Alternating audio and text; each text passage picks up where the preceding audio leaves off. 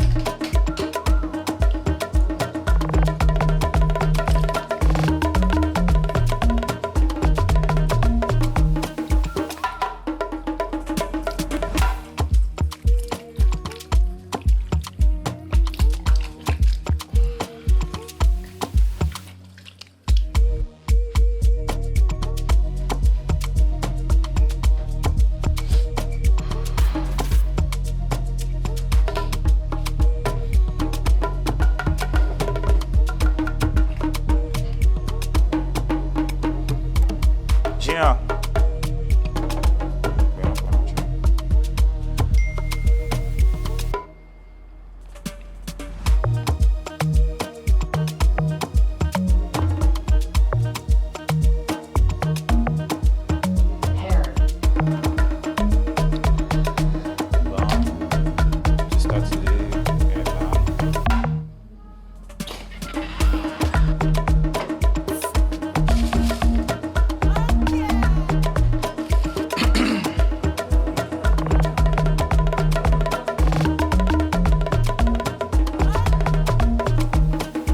Gina. Yeah, honey, what's up? How was your sleep? It was good. How was yours? No, what are we doing today?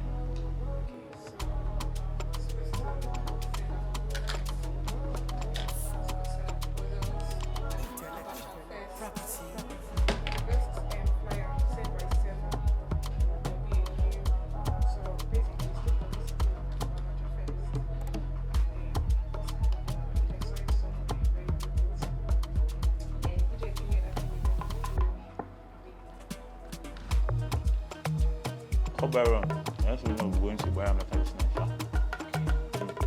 That's what's about it. Oh. So basically, yeah, this is how my day roughly starts sometimes. Sometimes I start inside, sometimes I start outside.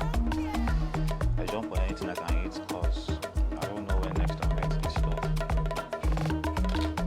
So anything that comes on board, I just eat them. These are basically things I did yesterday, all cancelled out. So today we'll go again. My boss. My boss.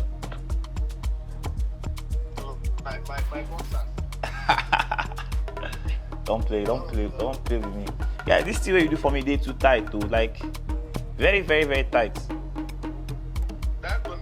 Yeah, they press my head like it. I'm not expecting to focus. You know, one thing with this ball, you say, if you go and make the team they lose, you know, make sense. Yes, true. You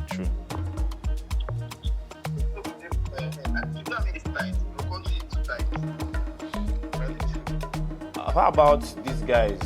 Okay, you were talking about drink vendors, who will supply drink. How does that work? They could just get stand for drink because if I think drink is allowed, but food is not allowed. You understand? It'll just be abacha and say that if the local something that I think is to bring them headache, they don't reach it. Them instead of and drain them. Yeah. You understand? How much you guys pay for stand normally? How much do they pay? One person. How much do vendors pay for stand? 20K. 20K. And this guy sells everything. This person now sells everything, Abi. So you can get a lot of vendors,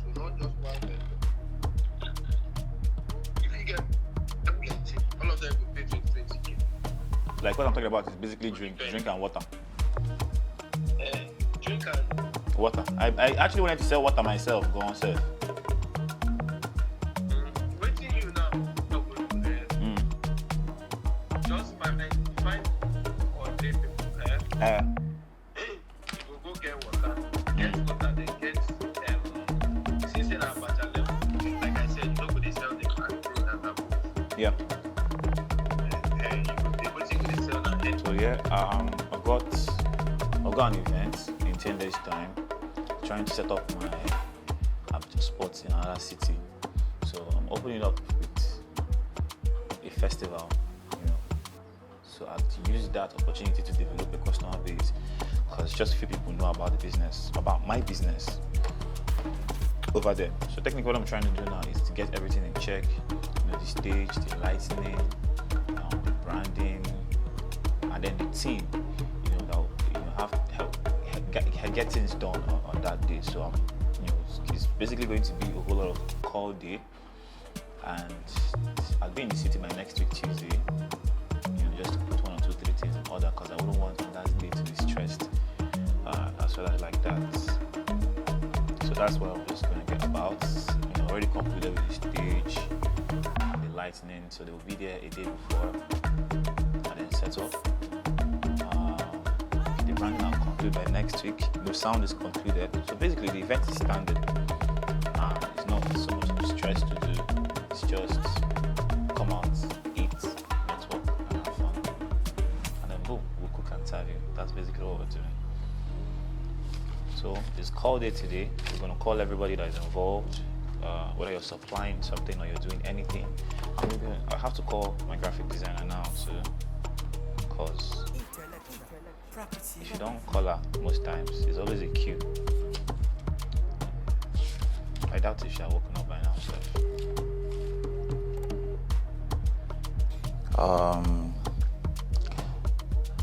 My name is Chukuneta Augustine Chibweze, popularly known as Slymshady, aka your favorite dog boyfriend. I'm from Anambra State, Nini precisely. Hail from a family of 2, my first child, and I have a younger sister.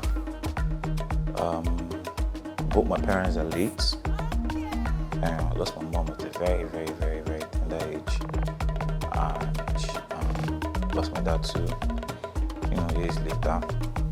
I'm a graduate of Nnamdi Azikiwe University, Awka, and I studied business education. Yeah. Okay. I was born in Onitsha. Grew up in Aba most of my life, and go back to Awka during my university days. Growing up, I didn't really have much friends. I wasn't really opportunity to make friends like that. Yeah. Well, I had this friend. He was like my closest friends, and we're not really in contact now. It's been a long time. We talked. I think last time we talked was about a year ago and stuff. So I haven't really been in contact. Aside from that, that's one of my friends, my really close childhood friends. Other ones are my secondary school classmates, and everything. I'm in contact with a few of them. Talk once in a while. I run into some of them, once in a while too. But yeah, I still talk to 1 or 2 of them, when we can. Or when time permits us to talk, yes, we do talk. My primary school education was actually smooth, really smooth. Really smooth. I attended, like I said, I was born in Onitsha, and then I moved over to Aba. I attended Christ the King primary school. That was in Onitsha. I think I did till my primary 2, and then I left to Aba because I did primary 1. Because then I left when I lost my mom. When my mom died, so I had to move over to stay with my aunts. Then I attended Emmanuel's International Schools, Emmanuel International Academy. And so my primary school was a smooth one, for a kid, an average kid. was nice and smooth. I don't really know what else to say about it. But then I was a bright student. I was a bright student. I mean, there was this thing we would do at the end of every term. They would call, I wouldn't call it prize giving, but when before they gave the results, they normally count down from 10 to 1. I always found myself in that space. Sometimes mostly we had brighter girls than the guys, so it's always like a competition to be in top 10 or top 5. One time I was really, really close to top 3. Yeah, I was in top 3 one time. Me and my friend Chukudika, of course, because he's a bright kid as well. I had my crushes in class. My crushes in class then. There's this fine girl then, a former cake watcher, and then there was these twins, Onyinyechi and Chidima's sister. There was Teresa, right? Teresa, yeah. Then there was Kate too. Yeah, so that's pretty much my primary school, and my secondary school, I got admitted into this, government secondary school, and Sacred Heart College, Sako, was some rough school in Abia State. If you are in Abia State, definitely you know about Sako. The only school that wears white and white. A day school, not a boarding school. Learned some crazy shit out there, and exposed me to a whole lot of things I didn't know, and I never had ideas in my life. Exposed me some, this schooling there exposed me to some of this street life, you'd say. Because, like I said, the school was it was a very rough school. Entering the school, I was like the brightest kid there. Because, of course, I came from a private school, to a government school. So things were totally different. There was rioting, fighting, and that.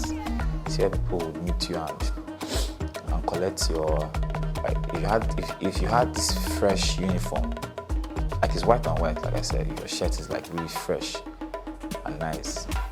You could have it taken from you. You could have your belt taken from you if it's too fine. You could have your sandals. You could have your money taken from you. Stuff like that go down in secondary schools. A whole lot. I experienced all those things, firsthand. A senior could actually send you a message with small money, say like 15 naira. Then list a whole bunch of things you buy that would definitely supersede that 15 naira, and then tell you to bring back change. These are the kind of lifestyle you get to see on there. And then the rioting was like another experience. Your locker in school is technically your life, because if you cannot secure your locker or defend your locker in terms of riots, other schools could come to your schools, of course, chase you guys, or beat you guys. Take some of your properties, your lockers, blah, blah, blah, blah, blah. Stuff like that. So securing one's locker is one thing.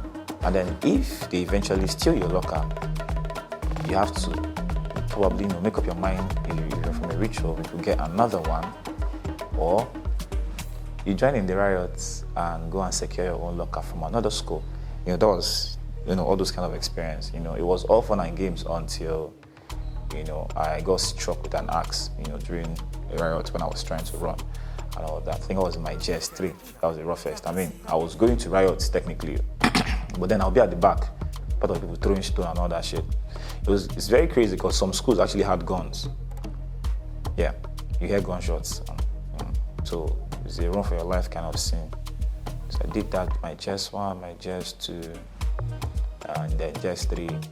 I got one-on-one experience. So I was really bleeding because it struck me with an axe on my waist while I was trying to jump the window and stuff like that. So these are the kind of experiences I had. There was more, but then I was part of the riots.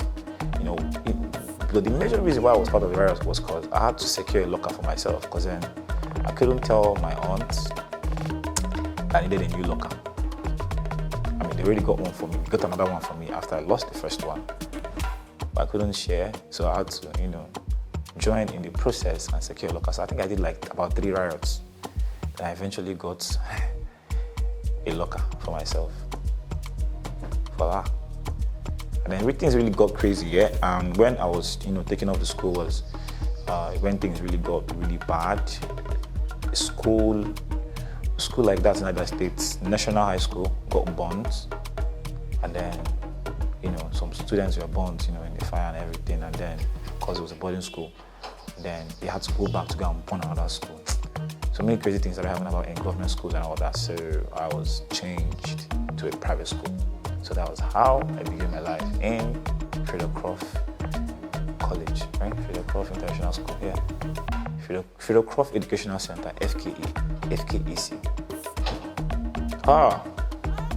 Finishing secondary school in Croft, was another opportunity to meet some amazing people, and new experiences for me. It was still smooth, but by then, my brightness has gone down because, I got used to this lifestyle in the government school. It really didn't avail me the time to read and all of that because I was already flowing with the kind of lifestyle. And then I'm the brightest kid, what could go wrong, So when I got into the private school, it was my life flashed right before my eyes because I saw myself like really doing bad with my grades.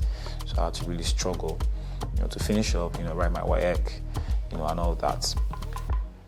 And I had to stay a year before coming to Oka to pursue for my university.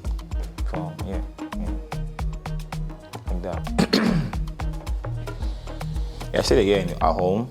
I had to go back to Onitsha and then from Onitsha to Oka.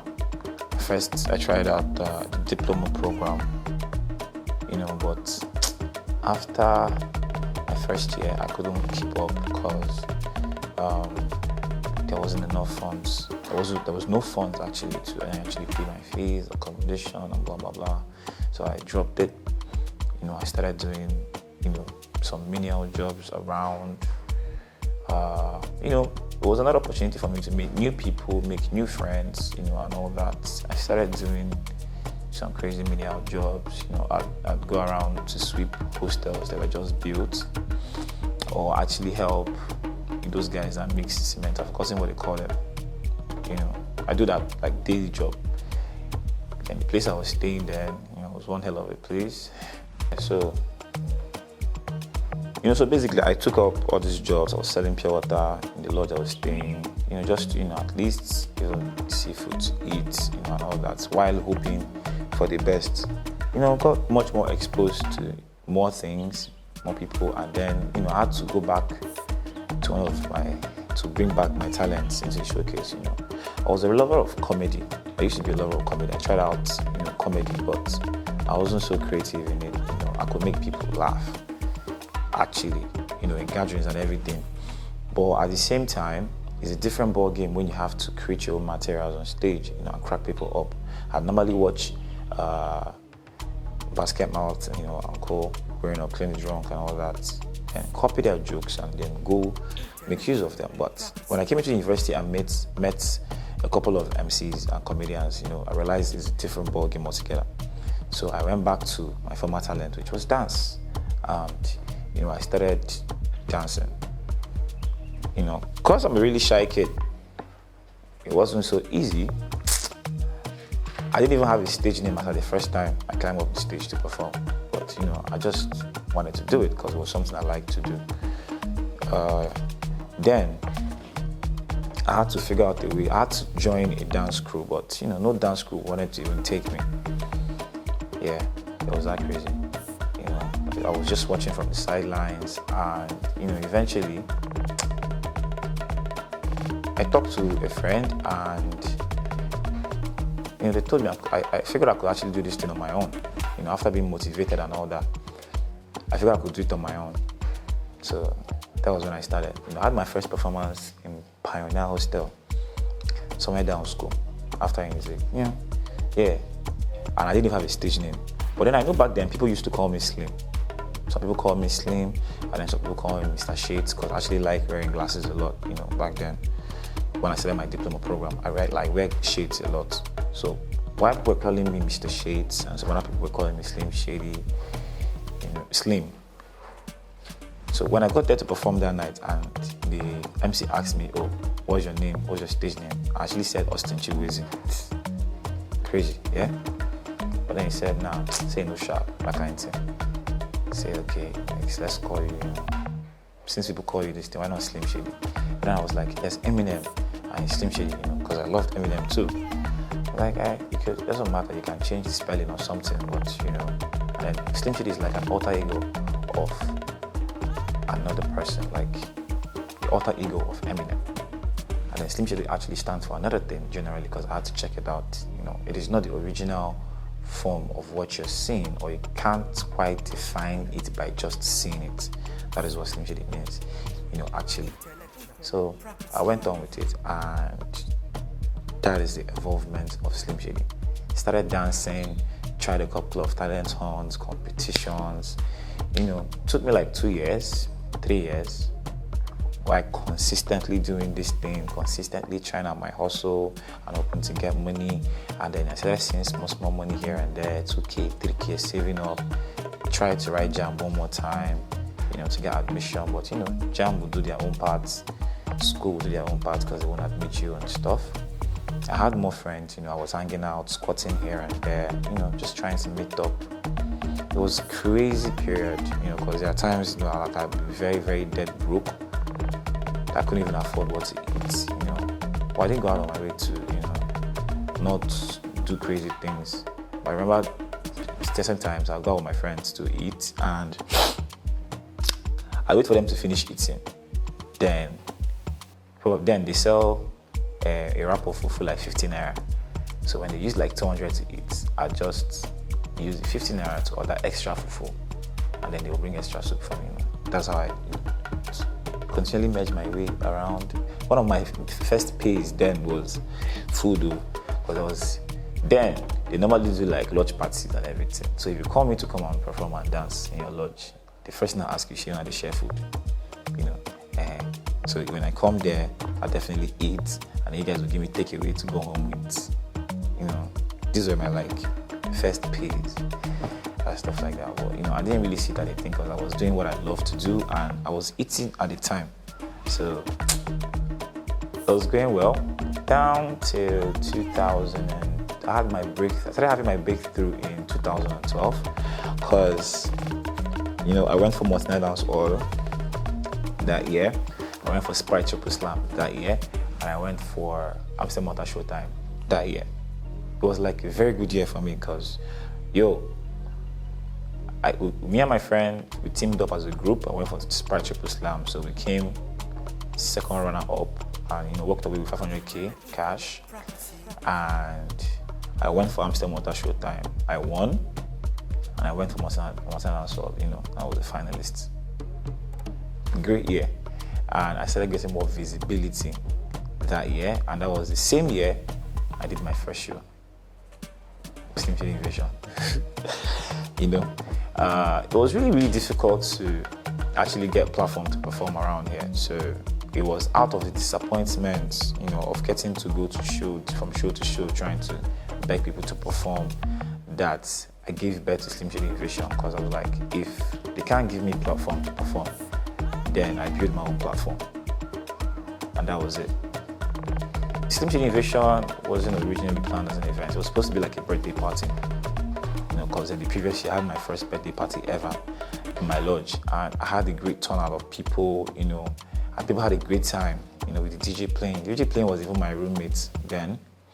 A big shout out to Marvin, because that guy saved my life a whole lot.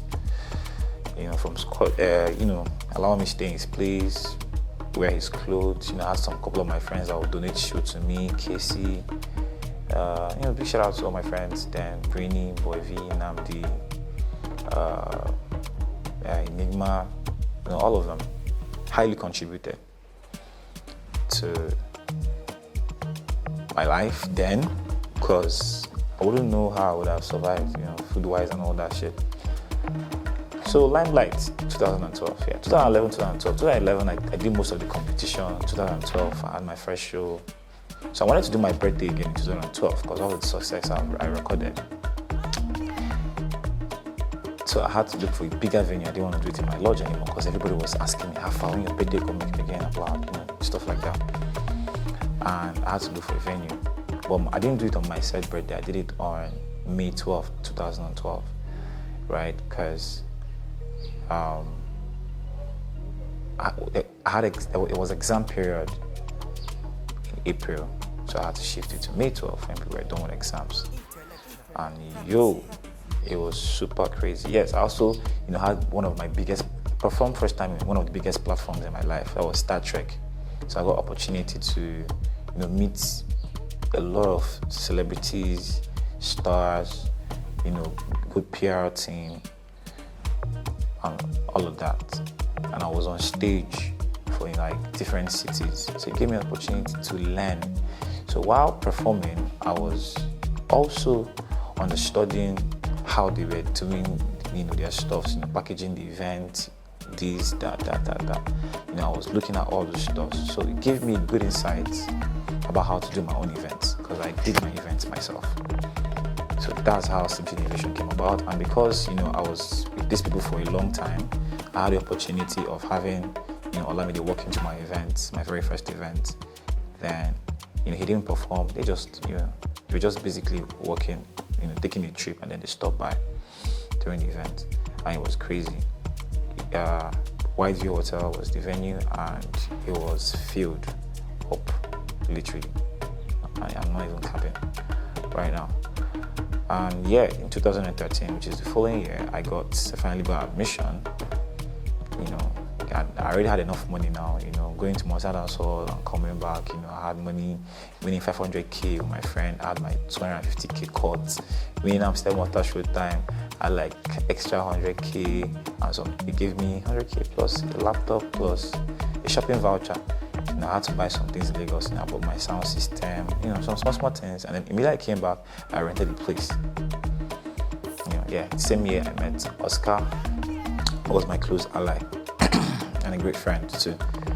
He became family as well. His family was my family, my family was his family, technically. And the following year I got admission, boom. So there was money to process school fees, and then Unizik school fees was cheap. So technically, the 100K from Amsterdam Water Show time, I just dedicated it to school real quick. I was like, okay, this is my school fees for 4 years. So boom, I had it with someone that would just every year just make the payments. So I just knew I was sorted till I graduated. So that was the plan. I used the rest to set up my place because I was a bigger brand by then. My dancing was getting more.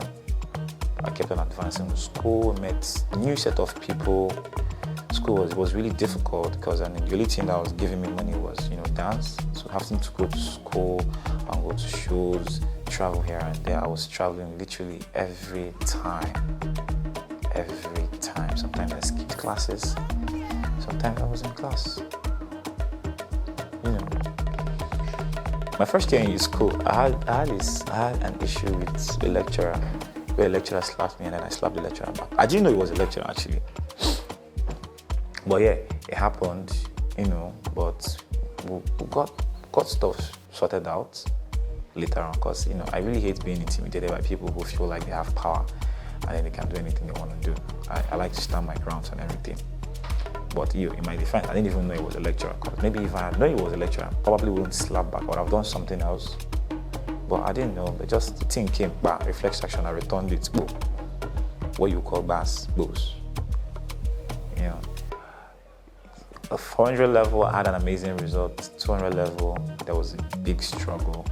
300 level, I bounced back. Because I just had the first year to write the exam, and then the second year I had to go on IT teaching practice. So I used my teaching practice to cover a lot. I had B in my teaching practice and A in my IT. So it brought my GP back in shape. Plus I had amazing results in my first year. Final year was another struggle. Try. And then my sister was in school too. My younger sister got admission almost the same year I got admission. So while I was taking care of myself, I was taking care of her. I was taking care of my dad because by then my dad was really terribly sick. So demands were like,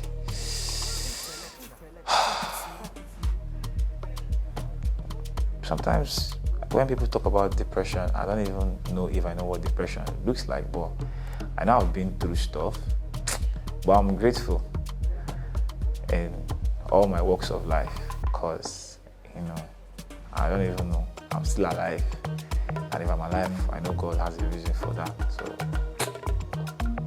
yeah, I kept on pushing. 2017, I graduated finally from university, still there, became a bigger brand, like you said. When in 2015, I had my second show, Slymshady Vision. I feel like I'm going back and forth, but it's adding up. I had my second Slymshady Vision in 2015 in school, great turnout. The same venue, shut down once again, and it was great. Had more guests this time, brought Daily, June, and a couple of other guests, and it was great. Amazing. It was bigger than the last one. People talked about it more than the last one, and that was when I knew that this brand shouldn't be messed with. Yeah, that was how, when I knew my hands got stronger, in planning events. But then I always give myself exclusives. Like I was just planning my events and my events only. My family inspires me a lot, because I inspire myself a lot. So I am my biggest inspiration. I don't even lie to you. My family too, because I came from somewhere, that was, we were literally okay at some point, because I remember growing up, my dad used to like,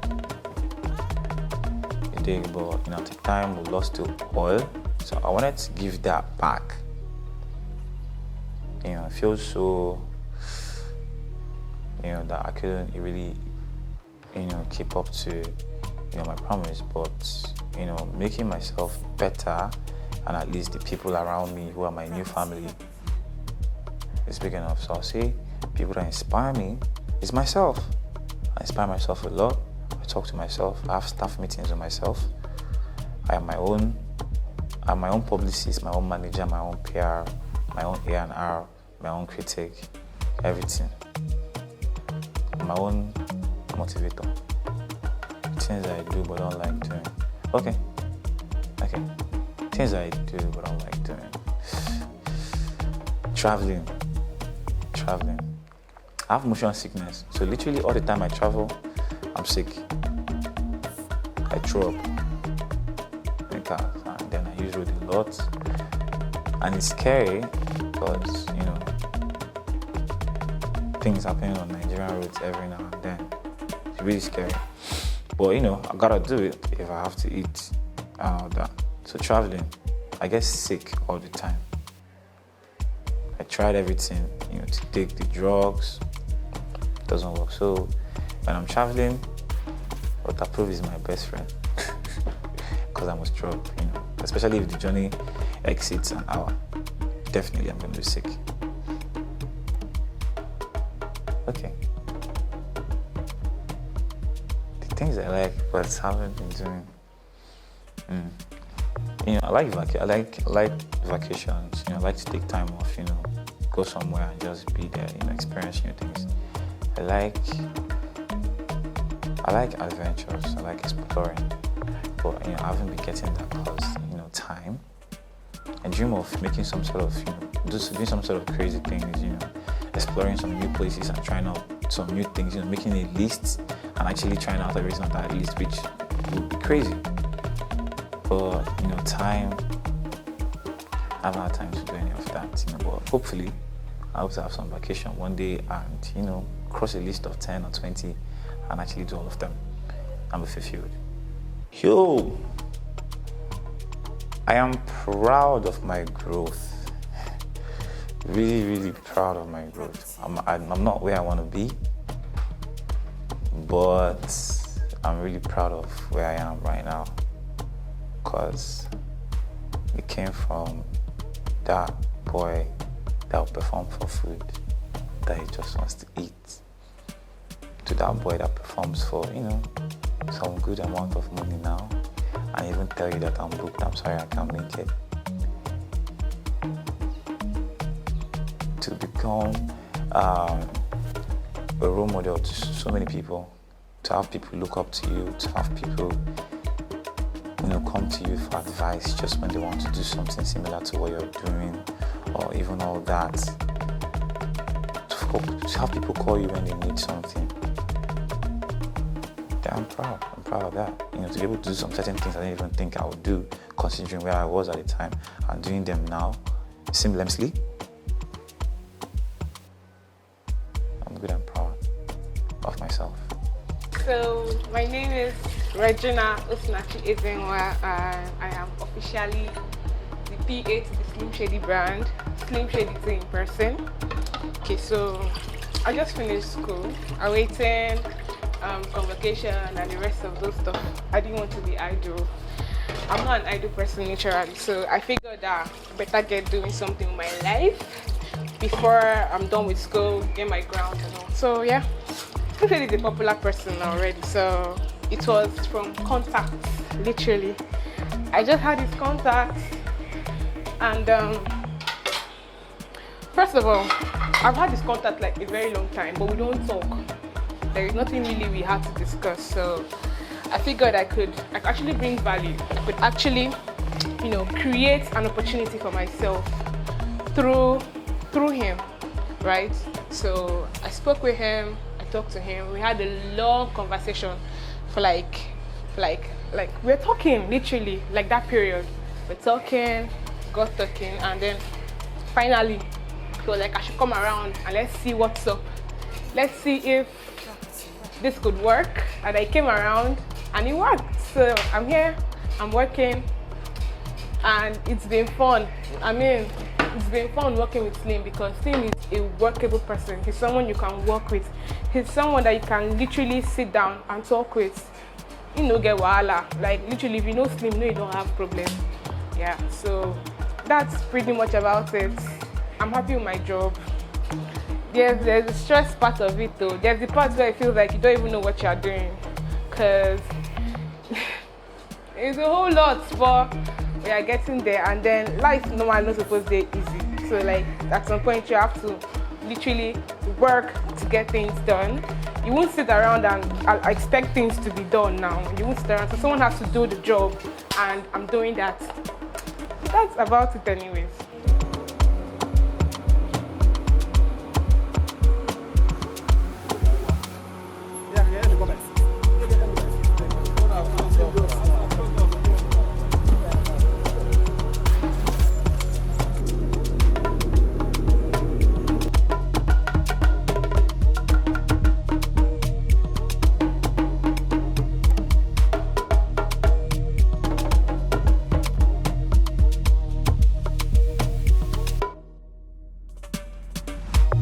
Coming up on the next episode, Slymshady goes to campus tour with Nigerian musical artist J Wheels. Please make sure you like, comment, and subscribe to our channel.